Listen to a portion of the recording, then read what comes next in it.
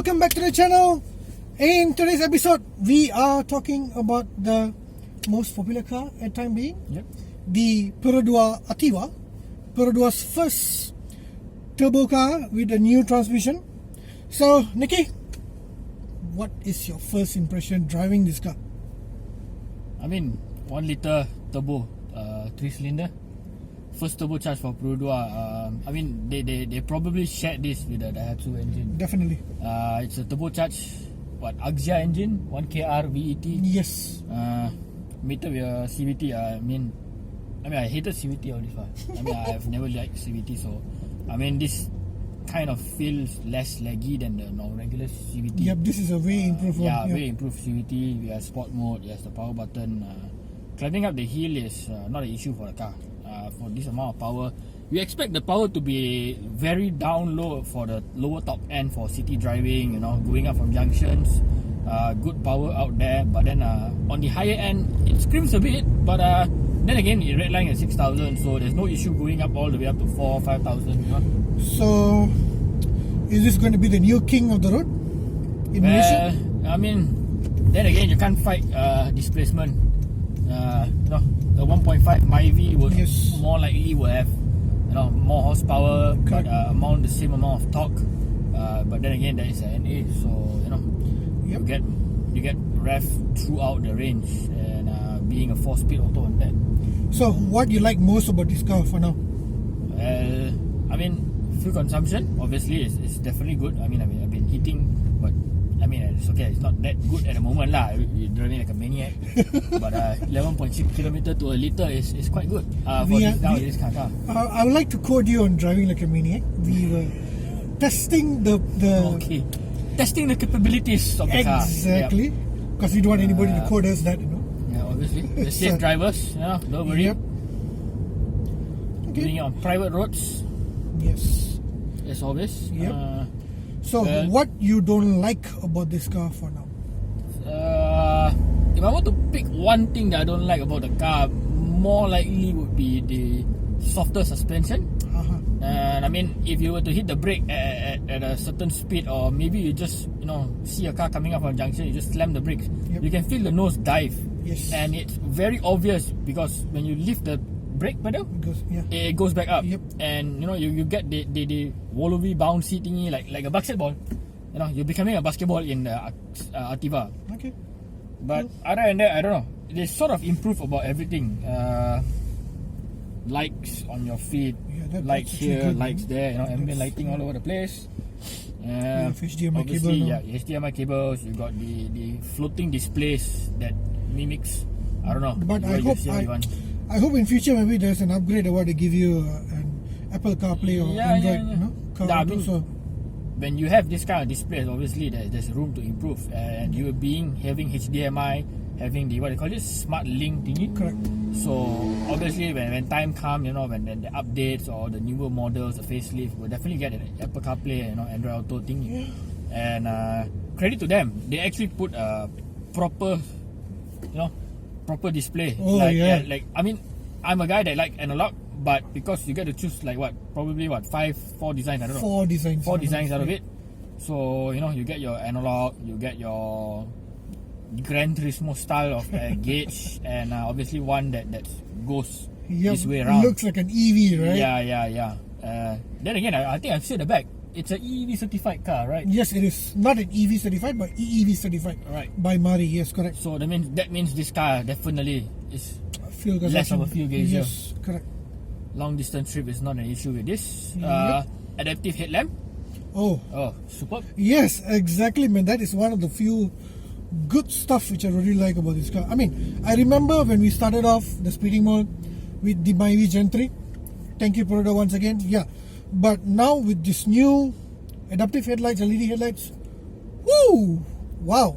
It's like pop, pop, pop. Like, I mean, you're on par with manufacturers that are way above their leagues with adaptive headlights, and then you have the steering wheel function where it follows the steering wheel going left to right. Yep. That's actually damn good. Auto high beam, if I'm not mistaken. Yes, it is. Auto high beam. Yep. So I mean, those are features that comes only in a car that costs probably what, double, triple the price. Correct. A premium level. Yeah, premium level kind of thing. But coming from a Perodua, something that you don't expect from a price range this down low. Correct. For the mass market. Yeah. It's a good thing. I mean, you're looking at future of car manufacturer going in a positive direction, which I really like. And the other thing you have to do is the driving safety. You got a blind spot. Yeah. You got more or less a lot of things like lane departure warning, brake assist. It's not a level 3 or level 2 autonomous driving, but it's getting there. And for the price you pay, like what, 72,000, 72,000? 72,000, correct. 72,000, like you can hear just a beep. Yep. That's showing the lane departure warning. Yep. And I'm just about to cross the lines, which, we always do that. It saves us a lot of things, from motorbike drivers, even when you sort of wanting to go into micro sleep, so it wakes you up. Yes, it's very important. And you were mentioning that the blind spot assist is very sensitive. Yeah, sensitive for even to detect motorcycles and bicycles. So, which is good. Heads off, Perodua. Yep, especially now when motorcyclists are becoming more quiet, so it's easier to see them with the blind spot on. Yeah, right? with all the exhaust missing issues, so everybody is having lesser noisy exhausts. Yep. Oh, I love to see my feet, man. It's lighted up now. Thank you, Perodua. You can actually know what's climbing on your feet if there's something crawling over you. It's nice. Coming to say, obviously 70,000 car, you don't really expect much. Build quality wise, I would say it's okay, not the best. Room for improvement. Yes, definitely. Cup holder are placed slightly at the wrong direction. Yeah, imagine if I want a hot coffee and I've got to put here the aircon. Right in front of the aircon vent. Your hot So coffee I won't get aircon and my hot coffee will turn cold very fast. Then again, you live in a hot country, so ice is always better.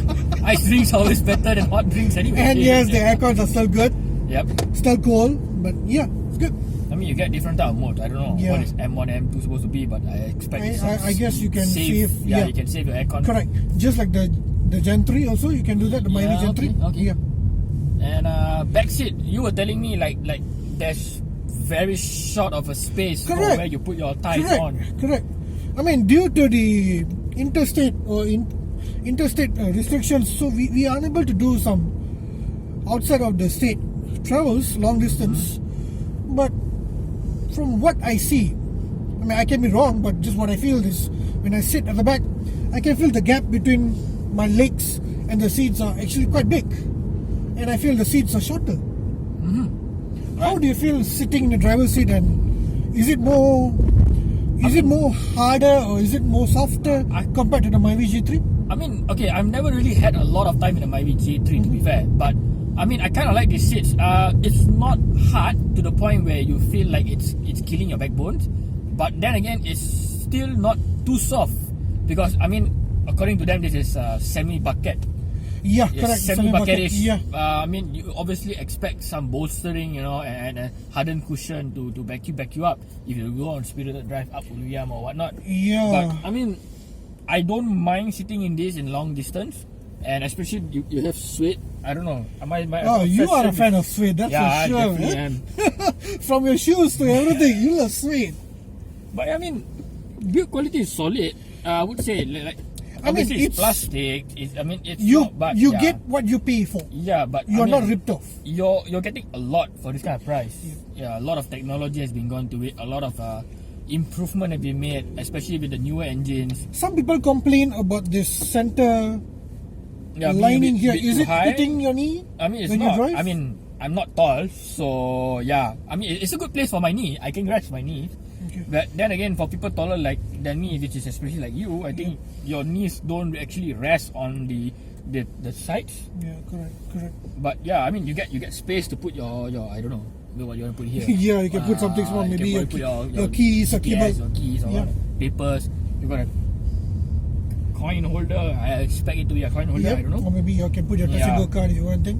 But yeah, one thing I want to note, it's an awkward place for the lock and unlock buttons. I would rather have it at the door or even in the center. Yeah, but I mean, being down there, if a kid were to accidentally press that and open the door, it would most likely be out of the But then again, if it's a kid that press that kind of button, he's rather out of the car anyway. I don't know. For me. At Yeah. least. Or the kid's supposed to be sitting at the back. Yep. In the safety child seat. Yeah, you have ISOFIX, Yeah, definitely. both on the left and right seats. This is good. Then again, you have how many airbags this car has again? 1, 2, I don't know. think I should 6. start counting. Yeah, it's about 6. Yeah. Which is higher than its competitors, Correct, which is definitely. not supposed to be competing with. Then again, this car down from the base spec all the way to this is AV model, this higher spec. Yeah, high spec, correct. It gets about 6 airbags. It get every single safety function you want. Yep. All you have minus is like some tiny bits of Which box is okay. area, which is okay. I mean, And the boot space is still big. yeah, I mean it's a mini SUV sort of. You can still recline your chair and you get more volume. Yep. And one special feature that I like, I haven't really mentioned about it, the sequential headlights, sequential signals. Sorry. Oh yeah, man. Yeah, I mean I love sequential signals. Yeah, Audi fan, huh? Yeah. I mean, to find sequential signals, especially on the front, is quite difficult. Yeah. Except you buy an Audi. You and me know, I Yeah. don't have the kind of capabilities to buy one yet. Could be. So, I'm I could seeing buy in a the Perodua now. future Audi. I can buy a Why not? Perodua now and have it. Just for the sequential lights, huh? Yeah. But yeah, I mean, coming from a Perodua guy, I mean, I own tons of Peroduas. Yeah, From man. Kancil, Kenari, Kelisa. Kalisas, maybe I Yeah. could say. Yeah, But, I'm looking forward for your project Kalisa, man. But yeah, I would see me buying one of these. Honestly, I would say. Most likely, I'll probably wait a while, to get things settled down, Yeah. let everybody get their booking done. I don't want to be that guy. But that yeah, excuses Perodua is actually delivering quite fast. which is good. I mean, then again, it's CKD's models. Yeah. No, but you see, CKD or CBU or what, they are actually delivering what they promise. But then again, I assume Perodua have been in the game for that long. They would most likely know what the customer wants and what they can expect from the sales. So I think they already pre-planned this. They're gonna bring in as much as they can, Yep. build it, Yes. and once they start taking orders, they're gonna start delivering it, which is good because you reduce the amount of waiting time, and customer will be very happy with that. Correct. Yes. Perodua, as usual, showing and leading us the way Yeah. in the auto manufacturing industry. Then again, if you were to ask me about how good is this car gonna last, I can't give you an update. It's only been 3,383 kilometers on the clock. Yep. I still don't know. But I mean, okay, Perodua is new to the turbocharger game. Yes, But exactly. Daihatsu has not. Daihatsu has been doing turbocharged engine for God knows how long. You have era with the Kancil or the Mira. Yep, Then you have the Daihatsu Move, which is the Canary. Then you have the Myvis or the Boon, the the turbo version, and obviously the Axia, which is the Ayla in Japan. I don't think that received any turbo. Yeah, no, Which that's not the book. They skip it. Yep. And they brought it to this Ativa, and in Japan I don't know what it's called. I think it's called a Rocky. Yes, correct. So that one has the turbo. So I think they already know the way of turbocharging a small CC engine to make it drivable. So technically, it's not a first. Yep. Turbo lah. Excuse me. Not driving. Okay. Listening on the phone. That's a Aside. good driver. Yep. But yeah, I mean, they know what are they doing. Okay, so we're not jumping into something very new in the market. Obviously, only in Malaysia. But people has been taking Daihatsu half cut and putting on their Perodua for months and years, Yes, and definitely. they really know how to actually take care of one. And these engines are not babies. They are meant to be robust, meant to be built, for the city drive. You can get parts. Yeah, looking at it, moving forward, I assume Perodua is going to bring in more turbocharged engine, but with lower CC, hopefully Yes. on a Myvi. Maybe you can see a 1 liter turbocharged engine which is same as the Ativa on a Myvi, and that would more likely would be people's choices.